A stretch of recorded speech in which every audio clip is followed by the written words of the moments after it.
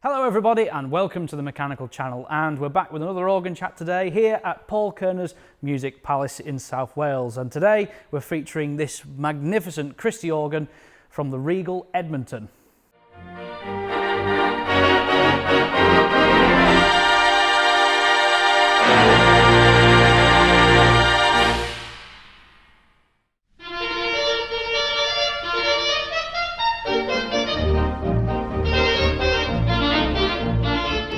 The Regal Edmonton opened on the 8th of March 1934 and was an instant success.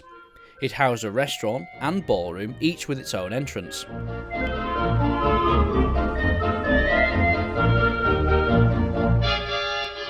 Its auditorium was large enough to seat 2,940 people. At the far end was a 58-foot wide proscenium with a large revolving stage, complete with several stage lifts. The 4-manual 15-rank Christie organ was opened by organist Sidney Torch, whose broadcasts and recordings made the instrument famous the world over.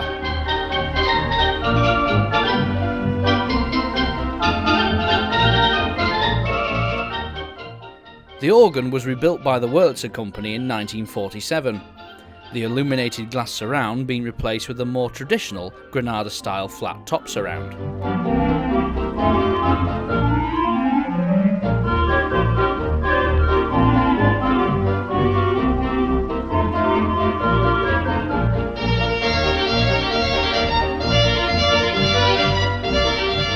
In 1972, the Regal ceased operating as a full-time cinema. Several failed attempts were made at keeping the Regal going until 1974, when the building was converted into a top-ranked bingo club.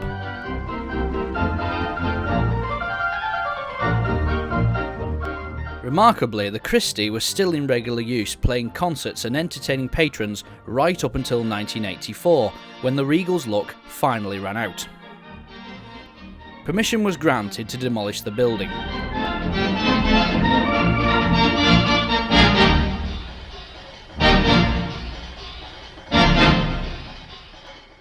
The organ was gifted to the American Theatre Organ Society, who installed it at Barry Memorial Hall in South Wales. The organ was opened there in 1987.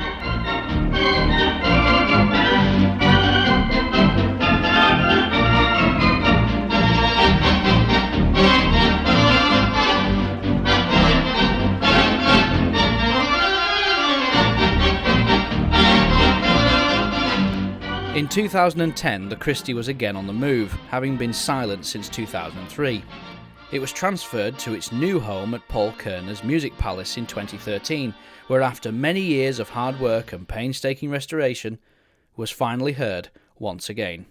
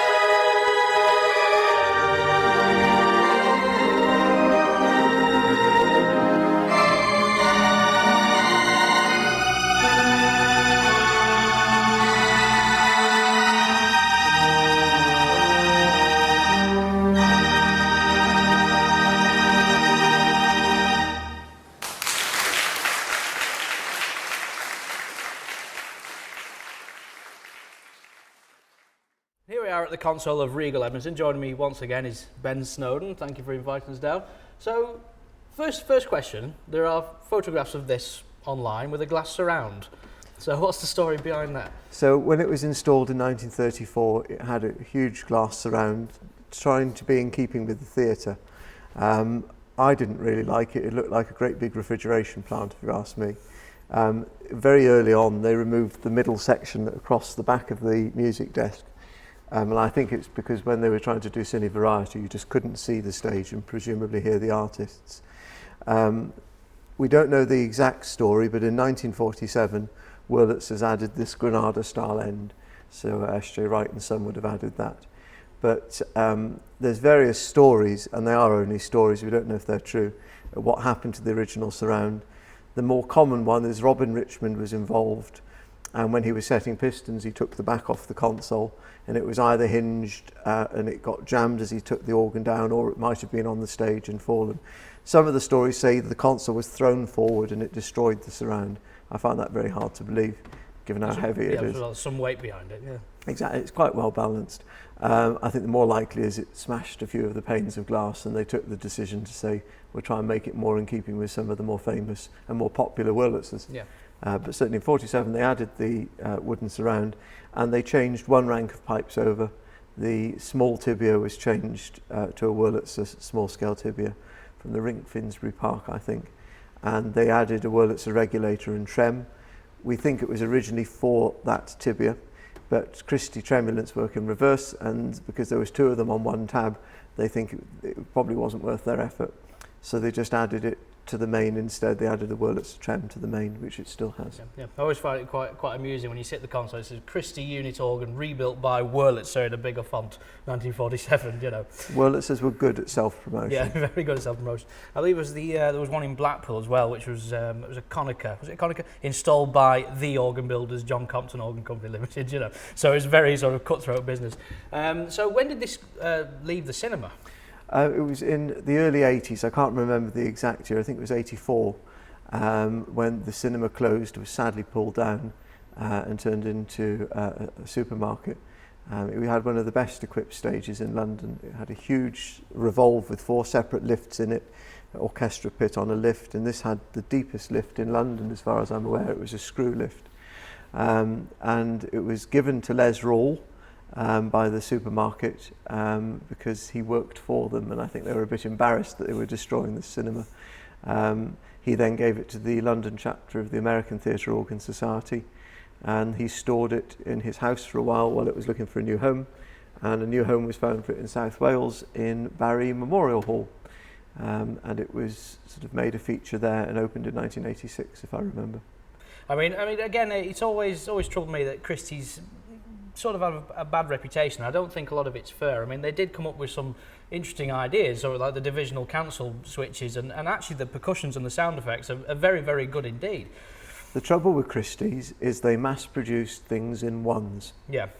And they perfected something, and then they continued to develop it and often made it worse. When it was unnecessary. Yeah. I mean, some of the traps on this, and the choke cymbal in particular, I mean, there's nothing like it in the business. I mean, and the percussions in particular are brilliant. But as I said, they never standardised anything. I mean, you hear the recordings of Sidney Torch where he does like the roll and the tap cymbal on the little rocker switch, which is very, very useful. Which is and again, in a great place to do it as well. So. Yeah, so obviously you use this for concerts and showings of silent films and things like that? We do. We have public concerts and silent films, but our sort of main bread and butter are coach parties and group visits. So we get WI and pensioners visits, and they'll bring 40, 50 people, often have an afternoon tea or a cream tea. And lots of them have never either heard a cinema organ before or don't know much about it. So it means they're new blood, and it means they haven't heard it all before. So you can give them a demonstration of the organ and they appreciate it. Lots of people come thinking, oh, it's a bloody organ event. They often come for the cream tea, and actually they go away buzzing. Yeah. And we have several groups who've been back every year since. Yeah, we find this as well when we put on organ concerts. The word concert tends to put people off, but when people come, like say, on a coach trip and they can actually see the instrument, you know, it works really well. And again, with this collection of electronics as well, which is superb. I mean, Paul, who founded the collection, there were 2 words he avoided always, were organ and concert, because organ tends to imply church and sort of classical music, and these instruments obviously can do it, but that's not their mainstay. In the words of Mr. Tovey, entertainment is all about it. Yeah. All the instruments we have were designed for entertainment. Yeah. Entertainment! So, I mean, obviously when you look for a venue for a theatre organ, you've got to obviously pick a sizable building, you know, in a reasonable area, and, you know, plenty of room for all the pipe work and the seating and everything. So how did Paul find this building? Well, originally I was looking for somewhere to put my organ, because it was in my parents' barn and I knew one day that they'd have to move. And I was looking at chapels myself, and Paul was a great friend of mine, and we were looking at buildings together for me. And we all but agreed to buy a much smaller chapel for my organ up the road. And Paul said, well, look, if I bought a chapel or a building, it wasn't specifically a chapel, and you gave the organ, we'd set up a charity, which he'd intended to do on his demise. And we sort of moved it all forward. And that's how this place was found. And it was by accident. One of my patients actually told me about it, and we came and looked at it. Paul was always against chapels because they were always quite religious and had that sort of sombre feel to them. But actually this one we felt was more like a music hall. Yeah. And Paul walked in the building and that was it. And we knew we bought the right building when Paul was going through one of the desks, and we found a programme from 1947 where Ynyshir, Paul's music teacher, played a concert here. He said, we've bought the right building. Yeah, it's a small world. Yeah. So that's how we bought it. And we didn't want too big a building because they cost money to heat and you've got all sorts of issues. So we wanted it big enough to accommodate a sizable audience. Originally we could hold 130 or 140 people here. Unfortunately with fire eggs we've had to reduce that at the moment, but we hope to put the numbers back up in due course. So it was at about 18, 19? 80 is our limit with fire eggs. Which is quite ample for a venue this size. Obviously you could have more. It would be nice to have more, and I say with certain concerts it would be nice to have more people in, but for a coach party it's perfect. Yeah. Now tell me this, because it's only a rumour as far as I know, but the pit for this organ you dug by hand. Yes. We spade. I mean, come on, that must have been a monumental task to do that. I think we were booked in at the mental hospital for the following week. This sort of stage front was the seat Mawr, the elder's seat, and so the seat was on the inside. And we wanted to retain that. It would have been better if it could have moved, but there's no way it would have moved. No. So we decided, right, that's the stage front. And there was a little bit of a gap under the floor. Unfortunately, the floor in the rest of the building wasn't strong enough to accommodate even a mini digger. So Anthony and myself, break out the hand tools, we dug out the pickaxes and the shovels, and we bucketed it all out to skips outside. So it's excavated down about 7 or 8 feet underneath the floor level, and it's quite a big area. And then we backfilled it with concrete. Yeah. Nice. Well, links in the description, so click on that, follow the link, go to the website, you can find out more on open days and things like that. Thank you very much. And here we are at the Edmonton Christie. I'm going to demonstrate some of the organ for you. So English horn, first of all, quite a loud snappy reed this. Always think that's rather lovely. A French trumpet, now this was a sort of a backbone of the Christie sound really. We have a tuba horn, which on trem is very nice indeed.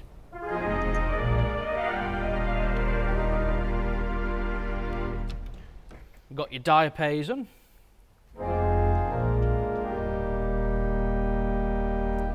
We've got 2 tibias. We've got one Wurlitzer one and one Christie one. And the Christie one is tibia number 1. And the Wurlitzer one is tibia number 2. So again, both together. There's a slight difference between the two. We've got Vox Humana. A lovely clarinet, actually, a beautiful clarinet. A crummet, not crumé as some call it. And a saxophone.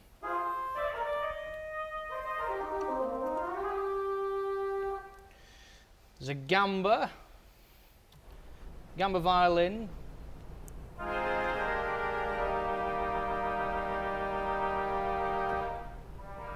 We've got 2 strings there.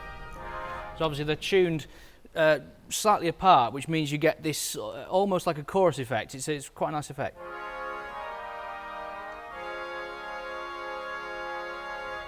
And a flute. And as mentioned in the talk before, we were talking about some of the Christie effects being rather quite good. I mean, you've got this cymbal roll, which Sidney Torch used to use a lot. And it's on a little rocker, so you can do the roll and the crash, you see. We've also got a few interesting things like surf, which sounds more like sort of heavy hail. a bird whistle, a boat whistle, a siren, cymbal roll, which is the same as that. We've got an aeroplane, so you imagine if you're doing a silent film with the planes flying over. It's a plane's engine. We've also got a train whistle, which I actually think, don't tell everybody, it's better than Wurlitzer's. Telephone bells, a klaxon, fire bell, which is 2 chimes really, and a thunder roll, which on this one is actually more like a car horn. Which is always very nice. On to some of the more percussive sounds. We've got a xylophone, a glockenspiel, tuned bird whistles, believe it or not. You can't really tell on their own, but if you add the sort of some pipework to it, you get a rather sort of a typical torch effect, which sounds like...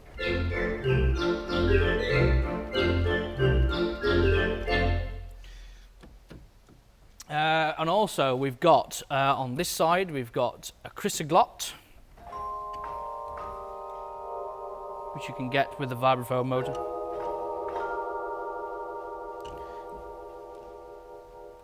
There's also a marimba harp.